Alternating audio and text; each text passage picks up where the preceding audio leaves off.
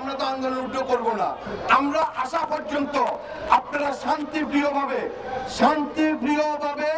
আপনারা এখানে বক্তব্য দেন এবং সন্তান জানি না কতটুকু আমাদের জন্য সুফল বয়ে আসবে, তবে হয়তো এই সর্বপ্রথম শহীদ মিনার থেকে কোন দলের প্রতিনিধিকে ডেকেছেন, আমাদেরকে এখন মন্ত্রণালয় থেকে ডেকেছেন।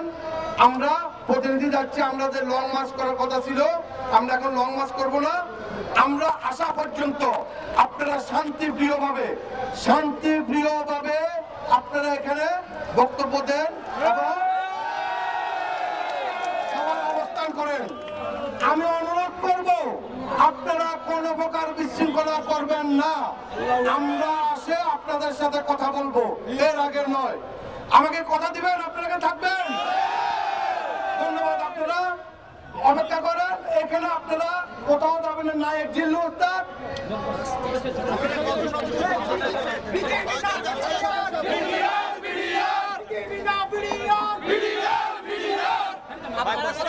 নায়েক জিল্লু ওস্তাদ এবং হাবিলদার জিল্লু ওস্তাদ, নায়েক মঈন ওস্তাদ, আমরা আসা পর্যন্ত এই তিনজন ব্যক্তি আপনাদেরকে এখানে সকল প্রকার নির্দেশনা দিবে বা পরিচালনা করবে। কিন্তু আমাদেরকে যদি ডাকা হয়, আমাদেরকে ডাকছেন, যদি আমরা সুফল যদি না পাই আমরা তো আন্দোলন উঠে করব না।